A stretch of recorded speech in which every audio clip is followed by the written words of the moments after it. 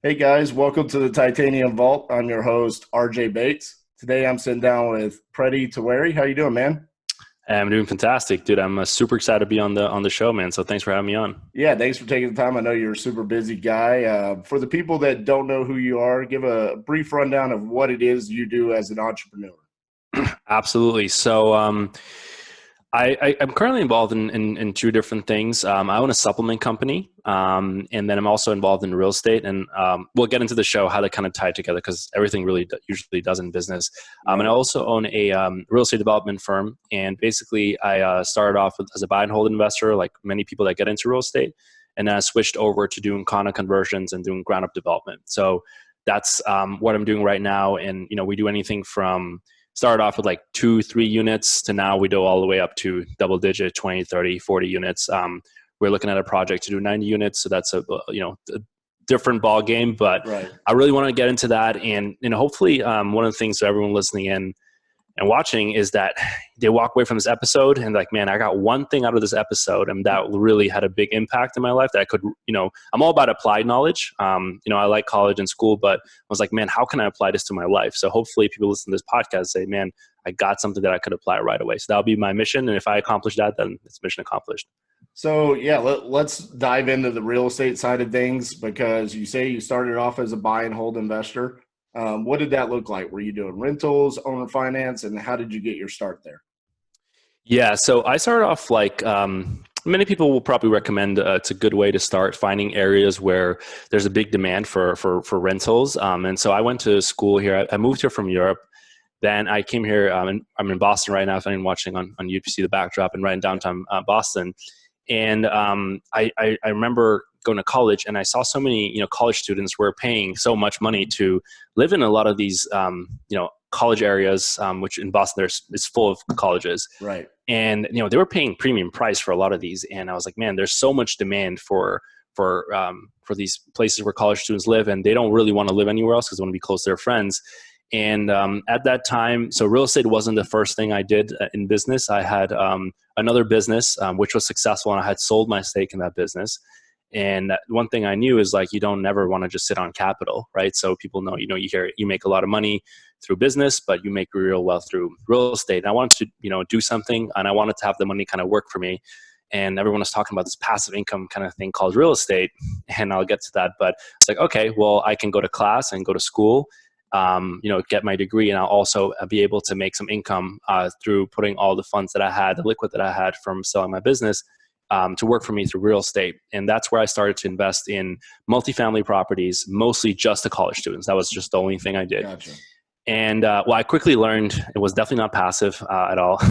It's a lot of work. Yeah. I would get calls at like 1 or 2 in the morning. People like, hey, my plumbing's broken. I was like, man, I don't know what to do. But I was like, man, I just got to do it. So I was fixing stuff up and down, talking to tenants. So it started off with just one condo, then it was just 2, 3. And then we really expanded. People ask, well, how'd you expand? Like, what was it like? Because people know, like, when I went to Boston University, they were like, it was an area right out of BU where I started with one multifamily, and we started buying more and more. When I say we, it's I opened up a firm and with my company, and I started buying more around the area. Because it's like, well, do you have a lot of capital? It's not really about that. It's about, there's two things really when it comes to entrepreneurship that applies to real estate. And like one thing is just having bravado and having like guts to take risk. And the other is creative financing, being very creative with how you can do your offers. Because most of us, when we start, we're probably not flooded with cash. We're not big institutional guys. I definitely wasn't. Right. So I always started thinking, man, okay, how can I cash out refi out of my place? And obviously people do that by increasing rents. But let's be honest, like how much can you really increase rents? Like you can make the place nicer. But everyone knows like doing new kitchens and countertops, it's expensive. Right. And I started realizing a lot of my friends, they didn't care what their kitchen looked like. They're college students. You just come home and then you're just like, you pass out, you have a good time, and then that's it. So I was like, you know what? It's actually a lot of the landlords around me were like doing all these upgrades, but none of the college students really cared. And as an entrepreneur, I know that you want to do things that customers actually care about. The biggest waste that happens, and when you build things no one wants. A lot of entrepreneurs do that. We build products and then no one really wants them. You do all the nice and fancy things and no one cares. And so I started seeing, man, I think a lot of the landlords are building and doing things no one really cares about. And I realized a lot of college students, what they did care about was technology. So I was like, man, this was early 2010 or 2009. I just went to an Apple store. I bought a bunch of iPads. And I installed iPads in the properties that I had. And what the iPads did is they could open your basically the curtains. You could see what was in your fridge. It was like really basic technology. College students would come in and look at it. They would go wild for it. They'd love it. They're like, man, I got technology in this place. It was like a Wi-Fi booster, super cheap. It was like $200. And it's funny, people would pay more rent, like massively more, just to live in a place that was like, I would call it like a tech home. And right. it was very basic at the time. And they would pay more for it than someone who would just spend like $15,000, $20,000 on like new kitchen countertops and all that stuff. And Boston's a very expensive market. Right. And very quickly I was able to raise the rent by $150 to $300 like all the time. And, I'd go to the bank and they're like, well, what have you done to increase the rent? So they were like, well, is there any upgrades? I was like, no, but I can show you the rent roll. And they would be surprised, like, man, how are you doing this? And I was like, well, I install technology. And I was like, how is the technology costing? I was like, $150, $200, because I would go in there, buy in bulk. Go to the Apple store, just buy stuff in bulk. But again, and that was really the real thing that I found. I would go in there into these areas where there were a lot of college students living, buy the properties, and then instead of cleaning them totally and doing all the stuff that a lot of landlords were doing, I was going there installing technology, and we were able to increase the rents like that. And I did that. I copied that all the time, and college students loved it. That's all they really cared about. So lesson being is listening to your customers and like figuring out like what they really care about and doing just that. Like I think most of us, we go overboard because we don't do everything perfect, and that's totally fine. You should strive for perfection as much as you can.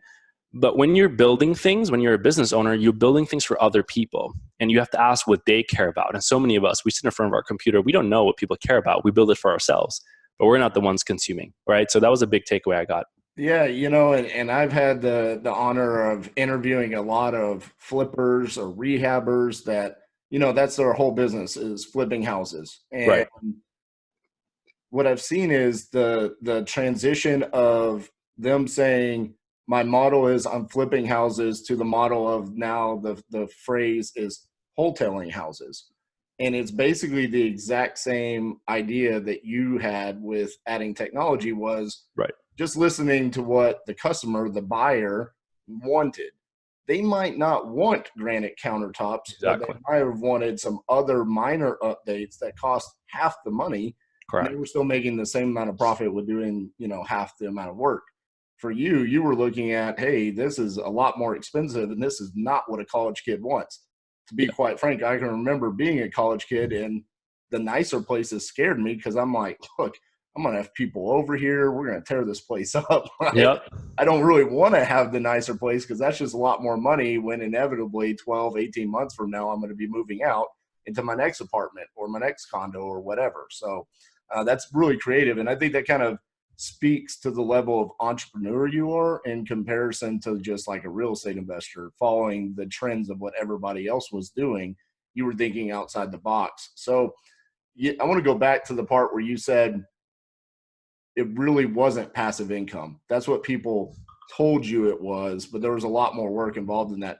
What are some of the things that you did to kind of overcome that when you were first getting started to kind of alleviate some of those issues that you didn't really know how to deal with? Yeah. And I want to get to that because, it's so often we hear like real estate's passive. It depends on the class of real estate you're investing in.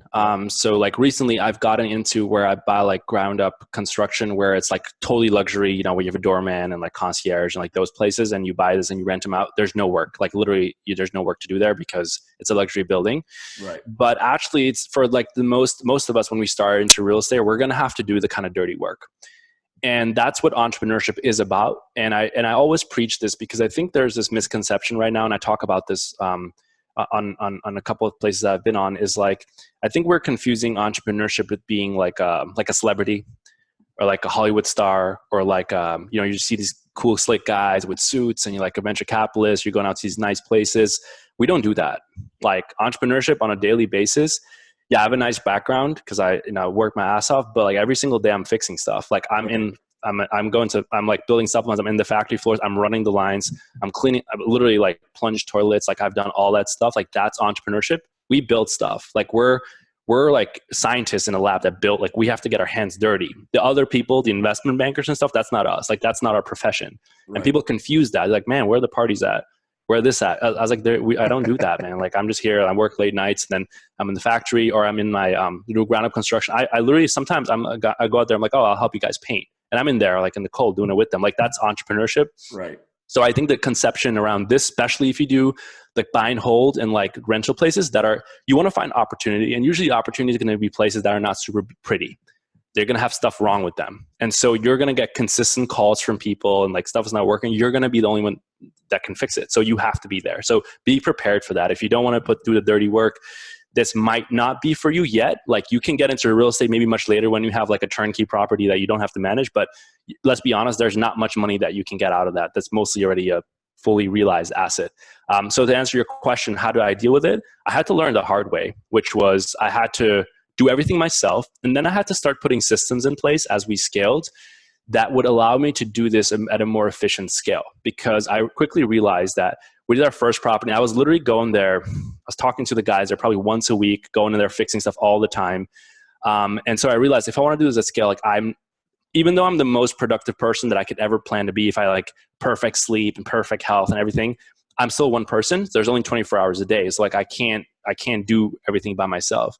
So you have to learn to let go. And that's a very hard thing for entrepreneurs. And what I mean by that is you have to learn to delegate to other people. And it's okay to give up a little bit of profits to have other people help you out. Whether that's hiring a really good contractor you trust, whether that's hiring a virtual assistant that can help you get some load off. And it's very difficult for us. And this is something that I mentioned a lot of times as entrepreneurs. I hear this all the time. I'm like, what's going on? He's like, people are like, man, I started my business, but I can't find anyone.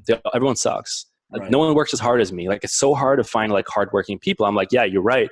But they're like, I just can't find anyone. I was like, dude, is it that you really can't find anyone, or are you just like really bad at delegating? Because the truth is that as an entrepreneur, you'll have to learn to delegate and you have to let go. And no one's going to probably be the best like hustler as you are, but that's okay. I have a rule. If someone can do the job 75% to 80% as good as I can, I delegate it out. And that's okay. And if I lose a few $100 or like it's okay, because it allows me to scale.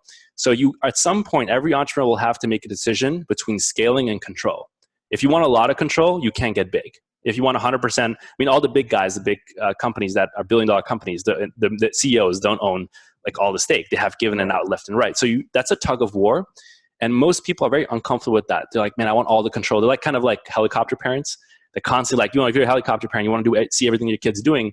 But what's the downfall? Your kid never gets to be responsible. So like, you don't want to do that. You don't want to hire people and then be helicoptering them all the time. So you're gonna have to let go. So what I did, I think after a few months, first I learned everything about it. I learned how to fix everything. I learned how the whole real estate process works. I was the one talking to banks. I was the one talking to owners. I still do that. I door knock and I talk to the owners, see if we can make something happen. So I know everything. And at that point, when I feel comfortable delegating, which is when I really know what the task is all about and all the processes that are associated with the task, and I delegate it. And I let people make mistakes sometimes, like, because it's better for them to make a mistake and be patient with them for like a few days than me be like, oh, you know what? You suck. Fire. I'm going to do it myself. Well, every time I got to do it myself, it means my business can't grow. Yeah. So it was about delegating. And I first started with a virtual assistant who would keep track of all the communication I was getting, even just making sure my email was, because I was using my college email. And I was like getting all these emails, like, this is right. I was paying bills and like nothing was organized. Just setting up a Google Drive, getting organized, having your email set up, having a virtual assistant do that. Then later on, finding a reliable contractor that I could call that would be on call. So I didn't have to leave all the time. It's not because I don't want to do it. I couldn't do it anymore. And I wasn't doing a good job. I'm not trained to fix toilets. Like, I don't know how to do it well. Like I can patch it up and look on YouTube, like how to do it. I was putting on my phone. I was like, man, I got to look on YouTube what to do. So it's better. And I was okay because I was paying money to those guys and I was losing profits from it, but I could scale. And so that's what I did. I hired people that could help me out. Yeah, and I always refer to that as slow down to go faster. Yeah. And that's kind of what this is talking about. I mean, yeah, you could look at a property and, just using round numbers, say a cash flow of $500 a month. You don't want to look at the cost of what it costs to delegate and bring somebody on, because now that's eating in to that $500 a month. But if that enables you to go get 3, 4, 5 more properties, now you're increasing. And yeah, you slow down on that one property, but now you're going a lot faster to get more. It enables you to scale a lot faster and easier because I have control freak issues. I mean, I'm just going to be honest with you. I'm Yep. that helicopter parent you're talking about. And I have to like remind myself, like, no, let my son go fail, let him make a mistake. Same Yeah. thing in my company. Like, no, I need to bring somebody on, because you brought up a really good point. If someone could be 75 or 80% as good as you, that's still a hell of a lot better than you, because you're not dedicating 100% to Right. that one activity. Yeah, and in all reality, you're probably functioning at like 25 or 30%. So they're like double as good as you, Yep. because they That's a have great point. 100% focus on that one task. So that's a huge point to be made there. And hopefully that's at least the one thing that everybody can take away from today's interview. But Yeah. so, all right, let's talk about, now you've kind of moved on. You're doing ground up construction. You talked about the luxury buildings. How does someone transition from starting so small, and what's the time frame that it took you to get to the level where you are today? Yeah, so I started in 2009 and we're going to 2020, so it's about a decade. It sounds long, but it's not really that long, because you learn across. But the point always being is that I think a lot of people get upset because, like, man, I'm not there. I'm just not there yet. Like, don't worry about it. Like, play your game. Like, don't worry about what the big guys are doing, because like I can probably do more now than someone who's starting off. But I can do also what the person starting off can do. Like, actually, you have an advantage too as a small guy. So Right. like, I can do stuff really well on a small scale when I'm small, but on a big scale, I can't do that anymore. I don't have that much control. So play your game. I think that's really important. And I always had a big vision in mind that my focus always was like, I have to scale this operation and I have to eventually get bigger. And today I might be like doing plumbing, like fixing people's pipes and doing really uncomfortable things that I just have never done before. But that's okay, because I'm doing it for a bigger picture and always having the bigger picture in mind. And so when I started off, I knew nothing about like real estate at all. And then at some point I got really good at what I was doing. Like the small, like I became like in Boston around college areas. If you have like a multifamily, like it was coming on my desk. Like I was the first one seeing, like that just became my brand. And that's it. But it's not, so I have an expertise in that space. Like I knew how to do it. So become really good at that thing. And the good thing about real estate is like one of the biggest issues in business is like, where do you get funding? Like how does the capital? Real estate is one of the only businesses where a bank will give you 80% or like sometimes more, like gives you money to buy an asset. You only have to come up with the rest. Like they'll literally give you, like, what other business really is there that someone will give you that much money? Like it doesn't exist. Like I do all, Right. I'm involved in tech companies. I'm involved in like no one gives me any money like for do anything. Right. So like the money actually, there's a lot of money there. And like what people want to see is how competent are you at doing the small things? That's it. So I did my first 2 and 3, very small scale. I'm talking about condos that I was getting for like upstate New York, like Boston, like very little amount, like nothing. We're talking about $60,000, $70,000, $80,000 small ass like Right. condos, but I was really good at them. And I could show a track record that I wasn't just, I like nailed it. And then when the next time, the third, fourth time, a bank says, I want to work with you, like whatever terms you want. So now at this point, whenever we do a new property, I have 8, 9, 10 banks they call. And they pitch to us. They're like, which do you want to work with us? And it's funny because when you start off, no one gives a shit about you. No one cares about you. But when you get bigger, people want to work with you. But the question is, how do you get there? Be super competent. Like people want to work with competent people, like show extreme competence, even if it's like the most minute thing you're doing, because people notice that. I would rather invest in a company where someone had like a $10,000 operation, like, I don't know, washing cars, but they were just amazing, they had year-to-year growth, than someone who had a $10 million company and they totally blew it. Like, I don't care about that. I care about the $10,000 guy because he crushed it. So I think competence, like money follows competence. People say it's your network and all that stuff, sure, but it's actually competence. When you are competent, people will come to you. So learn that. Like, forget all the social media things, forget being like an Instagram influencer, forget blogging, forget all that stuff. Like in the first few years when you're doing it, just don't worry about all the attention. Just be competent. Like I'm going to be, and commit to it too. Like if you say I want to do wholesale, just do that and be the best wholesaler possible. Be competent at one specific asset class. And then the same thing I did when I switched over to development. What happened was my broker one day was like, I think Prady, I think we're done with buying wholesale. I think you should start developing stuff. I was like, dude, I don't know anything about it. He's like, don't worry about it. I think I know enough about it. And what he meant was that we knew enough people in the network that could help us get to that spot. So I connected with an architect, I connected with a general contractor, with an attorney, as people from zoning, and we all got a meeting together and we just made it happen. but it was very difficult because it was the first time doing something. I mean, fixing things up and renting it versus being like, okay, there's a garage outside we want to tear down and want to build a full skyscraper. I was like, well, how do you do that? Something like that. It's overwhelming, but by showing competence before, you gain confidence to do the bigger things. And the same thing I did. I do not touch for a long time. I knew there was a gap in the market in Boston. You have places up to $1 million, $1.5 million that everyone's doing. Everyone's fixing flippers. Everyone's going after. There's places above $3.5 million that only the institutional guys touch because that's way too big. So there was a gap in the market between 1.5 million and 2.5 million. It's too big for the small guys and too small for the big guys. I was like, I want to go there. So that's the only properties I was looking at. So the open house, very few people there, like institutional guys not interested, way too small for them. The flippers, it's way too much for them. So I was going in there. And then capital it comes your way because you have shown competence before. And you'll find like in real estate, it's probably the easiest business besides maybe like 10 years ago in tech, like where you can raise a ton of money. Like great. People will literally give you money because they can see it. You can raise money from your uncle, aunts, like friends. People want to invest in real estate. So, but you got to show them track record. Be like, dude, I can do this. If you've done small, like fix and flips, people listening, or if you've done a buy and hold and you've done it well, people will give you money. So be competent at whatever you do and be proud that you're small. Like take advantage of it. You can do way more things than the big guys can never do. You know what I'm saying? So absolutely. And I love what you said earlier about, being laser focused on a niche. Like you were the guy when it came to condos for college students. Yes.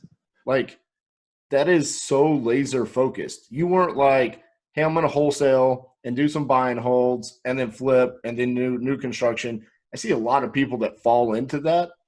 And it's like, enough to be dangerous in each one of those strategies, but you're not really good at any of them. You're not great. Yep. You became great at, I'm the guy for college students in these condos and townhomes and things along those lines.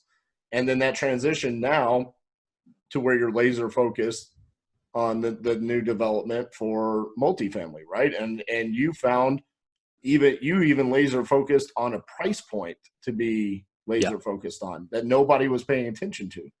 And that's amazing because you're one of the very few guests I've ever had that says, hey, this is the price point in this city that I am going after. So is that still today the specific price point that you're going after, or have you expanded out of that a little bit? No, yeah, for a long time, I think up until this year, that was the only price point I ever go after. And I think like to add, and thanks for like clarifying it so well. I think it's really important. Like when people ask, like, what are you known for? Like, what's your thing? And so when you're networking too, you're going to networking events, like what's your thing? And if you do 15 things, like no one remembers you. But if I'm like some guys, like all he talks about is like, I'm a contractor for like, I don't know, buildings that are this size. Like, okay, okay, that's the guy. So like next time I have something to think, I'm like, oh, I remember that guy who just did that thing. Like we would rather work with experts as opposed to people who were like generalists. And I think for a long time I was like, well, be a jack of all. I don't agree with that. I think it's better to be like a master, like a one craft, because when you're needed, there's no one else like you. In the world where everyone's a generalist, be a specialist, especially when it comes to entrepreneurship, because we're now thinking, man, I don't have all the streams of income. I do a little bit of this, that, and I get it. I do that too.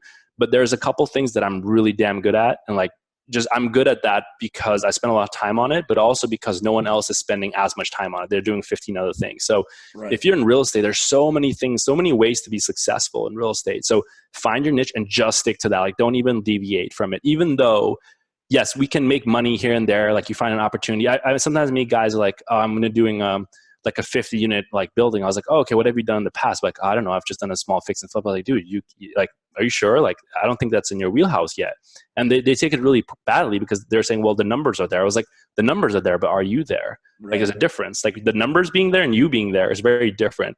A great person who's great in real estate, a developer, can make one deal work and another developer can make another deal work. So it's okay to take your time. Like if I had some of those deals and spreads I'm seeing that I'm doing right now, they were still there. They were better like 10 years ago. I had no business doing that. So it's better for me to do the small stuff. And it's okay. Like, who cares if you're small? Like, who cares? Like, who cares if you only have one condo? Like, who cares? Like, does it really matter? It's not about where you are now. Like, and so I think too many of us like always compare. Like this guy's doing that. Sometimes like I'll go on this show and I was like, man, they get, Prady, I listen to you, but I feel demotivated. I was like, dude, you feel demotivated? Like, what about, like, compare yourself where I started. It's not about that. Like, I'm totally okay. I just said it. I'm a very small guy in real estate development, right? So I have no problem saying that. Like if you have a lot of ego, you're like, dude, I'm not going to go to a show and say it in public, then I'm only doing these small deals. Who cares? Like, it's not about that. It's like, I feel like I'm getting better and better at this game. And so when there's a property right now in Boston, in the areas where I develop that are in that price range, I don't have to look for them. The offer comes on our table all the time. The first dips we have. And I like that because now I have found my niche, and the goal is then to expand and get to the next level. But I guess the real takeaway is like, don't feel demotivated because you're small or you're starting, any of that stuff. We all start from somewhere. So just take it one step at a time and just become really good at that. Don't get, I don't know, there's so much stuff happening on the internet, man. This course or that, like making millions a year. Like, dude, I just information overload. Yeah, so. Shiny object syndrome. Yeah. I mean, everybody is, promoting what they're doing. And like you said, there's a new course coming out all the time. And you know what? Next week's guest is Elijah Rubin and his girlfriend, Jennifer Coronado. And they have a laser focused niche of fire burn properties. That's all they do. Yeah. And they're like, hey, this is how you get paid 4 different times when you do this.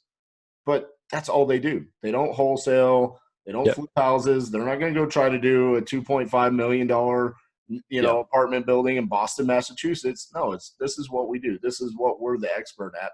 And that's why they're able to be so successful, because they're the expert. So guess what happens? If I get a lead into fire burn property, who am I calling? 100%. I'm like, hey, man, I got this lead. Run with it. Pay me a finder's fee or whatever, but I can't do anything with it because you're the expert. So appreciate you sharing that for sure. So I know you've done a lot of other things outside of real estate. And I know some of our listeners are interested in other forms of income that they can bring in. So let's talk about Azoth a little bit. What is that, and how does that correlate to real estate? I think you said there's a kind of a connection there. Yeah. So how did that come about?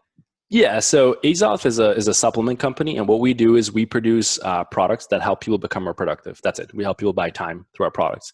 And the way we do that is we find the best supplements, the best ingredients that we can create that help people become more focused and more productive. That's the end, like the one sentence, what we do. So we have one product right now, and then we're adding more products, but we're not branching out into protein, pre-workout. We don't do any of that. All we do is find products for focus and energy. That's it. Like, that's all we do.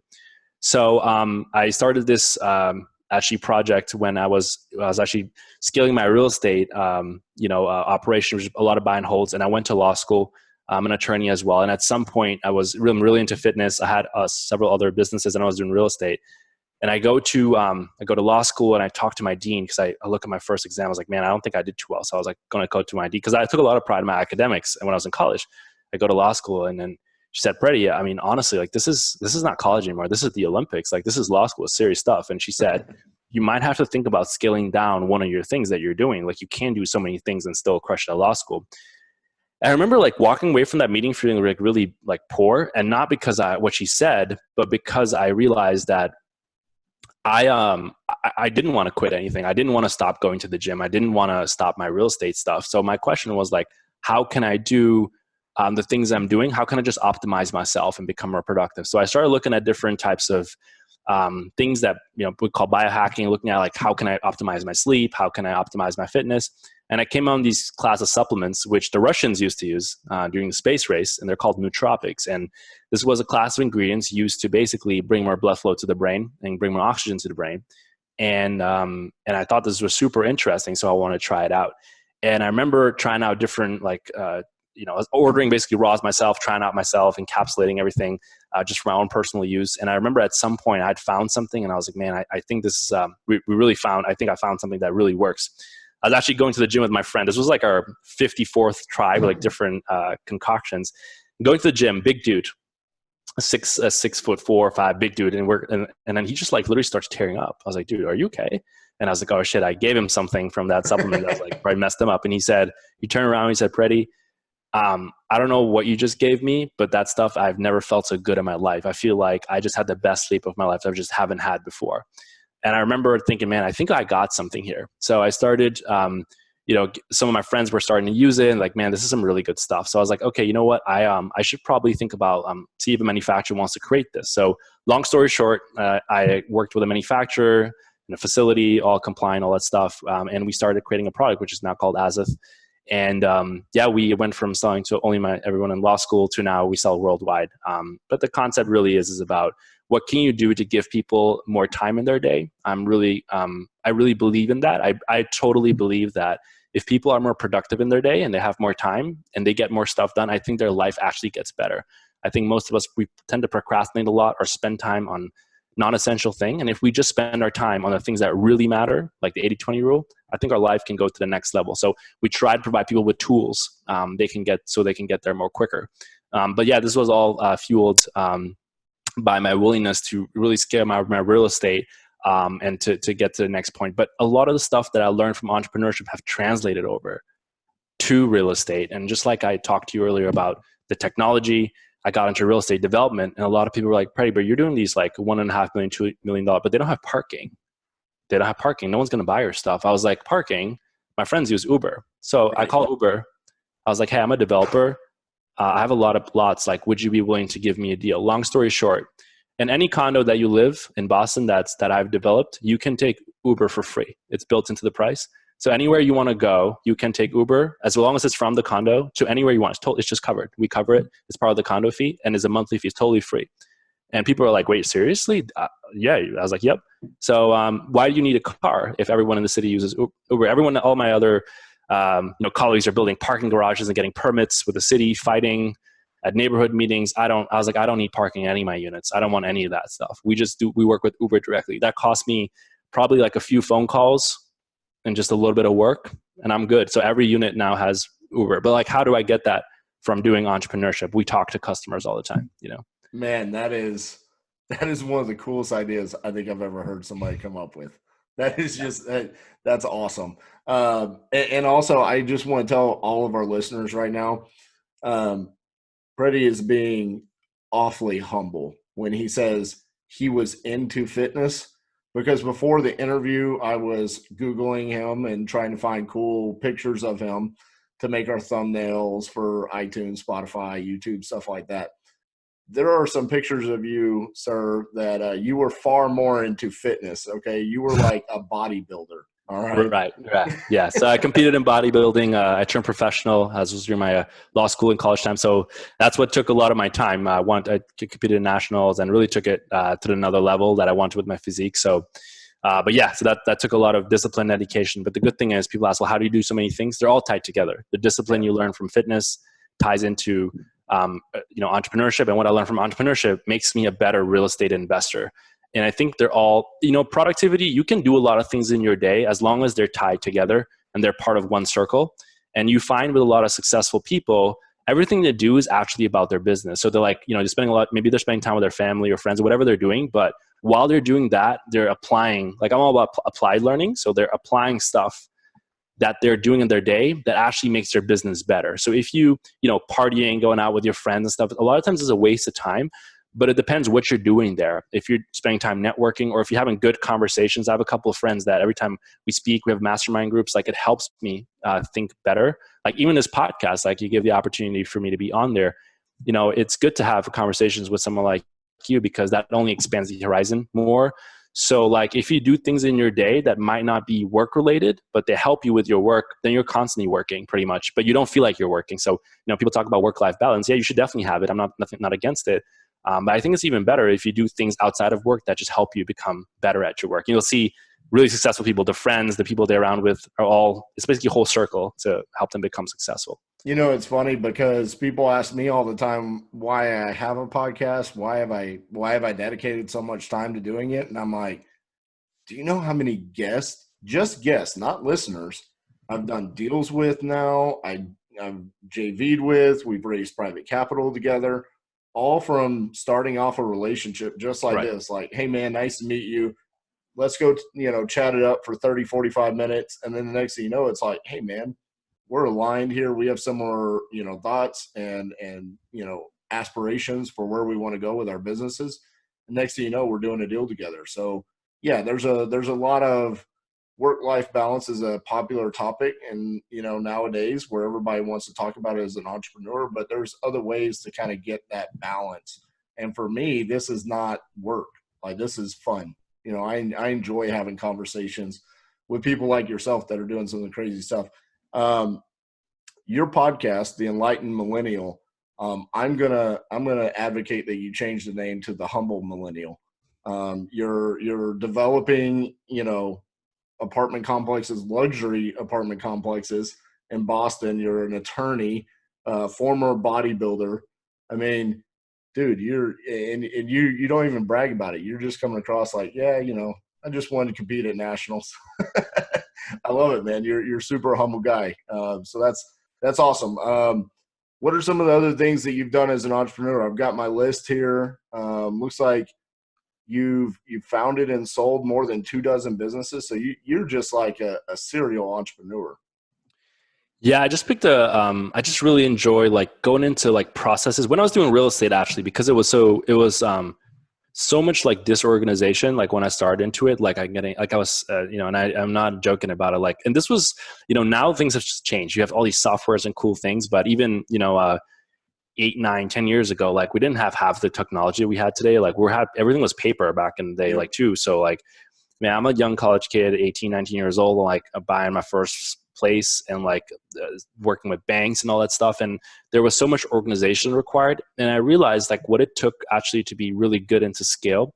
A lot of it had to do with like processes, which were very simple.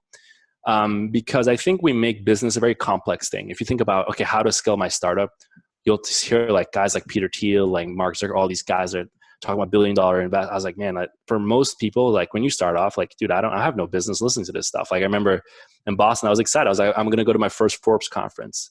I spent a lot of money going there. Like, dude, at first it was very expensive. And I go there and there's all these guys just talking about themselves. And I was like, I can't relate to this. Like, what do I do? So I just realized that becoming good at organization was a big, small thing.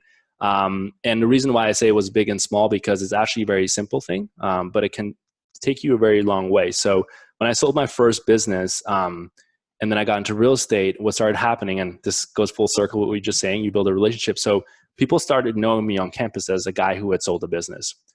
No one knows that it wasn't a very big business. We're not making millions of dollars, but I started a business, I employed people, and I sold the business successfully. And just because I did something successfully, people were like, oh, business. And I was like, well, I don't really know it that well, but I did sell a business and I didn't go bankrupt. So that was good. And so what happened is other people with business ideas, they're like, man, my mom has a business idea. My dad has an existing business. My cousin has a barbershop or a tanning salon. Can you help out? And I was like, man, I don't really know much about it, but I can go in there.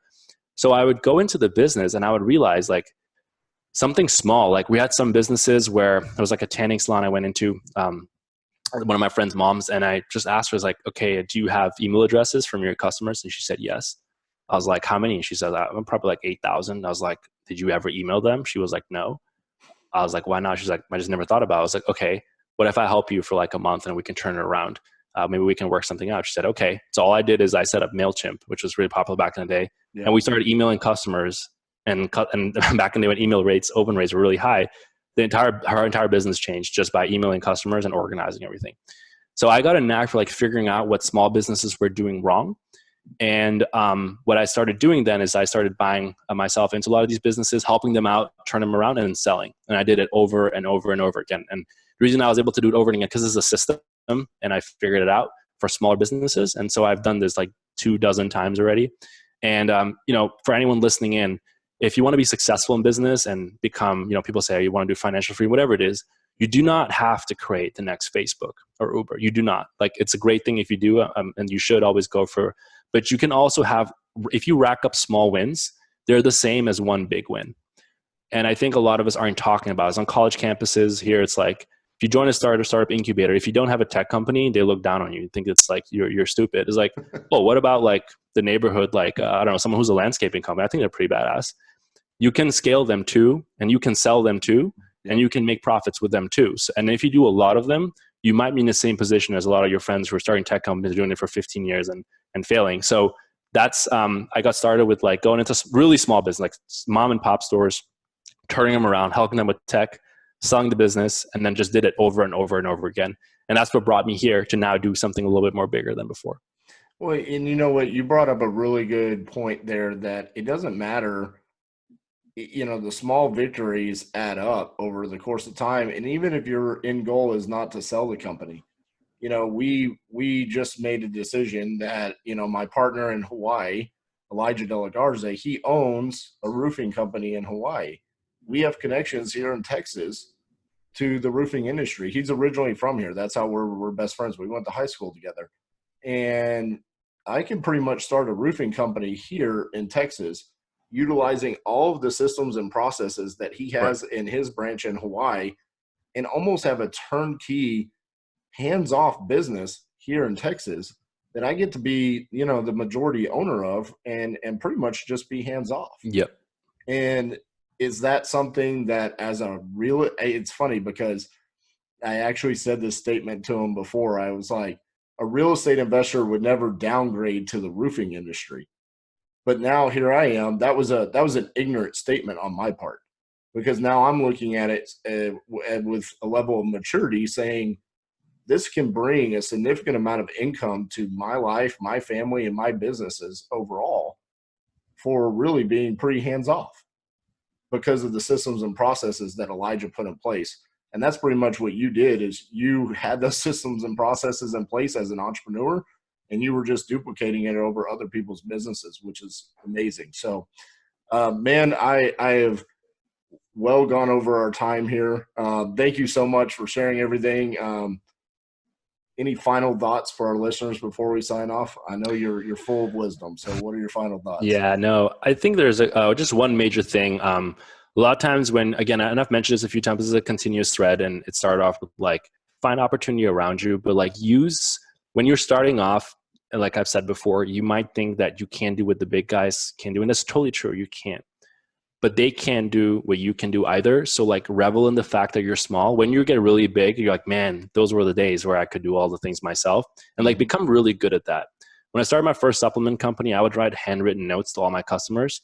Guess who can do that? Like P&G and all those guys, like the CEO does not have time to write like 10 million letters, but I can. And my customers like that because I'm picking up the phone and I'm talking to customers. And that brings me to the second thing. When you're building, whether you're a real estate investor or whatever, get out of your bubble. Like talk to your end user. And it's not just with like tech companies, but also your end user who's going to live in your home. Like really understand your market. And one thing you just mentioned earlier was like, yeah, I remember being a college student and I was like, man, I didn't like nice places. Like that's such an insightful comment, because like for most landlords, they're like kind of older. They're probably never hanging out with any college students. Like, man, those dirty people, kids, I don't want to hang out with them. They probably have a property manager doing everything for them. Of course, they're not going to have breakthrough ideas about like how they can save money. So you not going outside your bubble will cost you. So talk to your users, like get out of your apartment or whatever. I have a little concept, and some other entrepreneurs do it. 5 days a week, I eat with someone else, one meal. I don't eat alone because I'm going to eat anyways. So like usually, I'll put on ESPN, grab food. But like, why do that? Like go down, like call a friend, someone you haven't talked to. It could be anyone, any network, anyone. She's like, hey, you want to grab a meal quickly? I always do that because every conversation I get better and I get insight. So basically, what does it cost me? Like a cup of coffee and I get insight from a real person versus I'm going to get this McKinsey report. So it's not valuable. Like my best research I've gotten is not spending $1 million on a consulting firm, is me grabbing a bite or a drink or just grab a beer with your friends and just talk to them. So those are two big things. It's just not getting stuck in your bubble because talking to users, man, like that's the best thing. And you can only do that when you're small. The bigger you get, there's no way you can talk to all your users. And then you're going to be like, man, I wish I had all this insight, and you won't. So just stay on the course. And I guess the last thing is like, it's okay to be a specialist, like become really competent, and like everything else will follow. Like attention will follow, and like capital will also follow. People like people who are competent, so you can look them up and be like, oh, this person has done this thing well. I mean, my story, the reason why I'm here on the show is because when I was 18 years old, I started a company and I was successful at that company. And that's it. It's a small, really, really, really small company. And that story traveled all across college. And then all the opportunity I got, every single opportunity, including real estate, happened because I did that small thing really, really well. Otherwise, I would not be here. I wouldn't have a single real estate holding or anything like that. So those are the three things I would hope that people take away from this. All right. Two most important questions of the entire interview, and then we're done. Okay. Are you a New England Patriots fan? Yes, I'm a fan, but I don't watch too much football. I'm from Europe, so I do watch a lot of soccer. But yes, I'm a fan just by being here, and I've fallen in love with the team over the time. Yeah, so I'm a huge New England Patriots fan. turbulent times as a Patriots fan. Like, Correct. what's Tom doing here? Like, come on, Tom, come back to us. And last question, just because I want to throw around my knowledge of college mascots, the Boston Terriers. Did you attend any of their hockey games? Many. Yes. There you go. You're a true Boston man. You're no longer from Europe. You're full on from Boston. There you go. So yes. My family we're big into hockey, even though we're from Fort Worth. The Dallas Stars moved here when I was 9 years old, and so hockey's been in my family forever. And so I love college hockey, NHL, and all that. So just had to ask those couple of questions. I can officially consider you a friend because you're a Patriots fan and you love hockey and you've been to many, many games. So thanks for taking the time, man. I know you're a busy guy, and I'm astonished by the amount of humbleness that you have and the wisdom that you have at such a young age. Thank you for sharing all of that with our guests today. Guys, this is our episode for this week. Remember, if you're listening on iTunes, we want 5-star ratings. If you want to give us less, go give it to somebody else and then come back and give us a 5-star rating. If you're watching on YouTube, give us a thumbs up. Make sure you subscribe and hit the notifications. See you guys next week.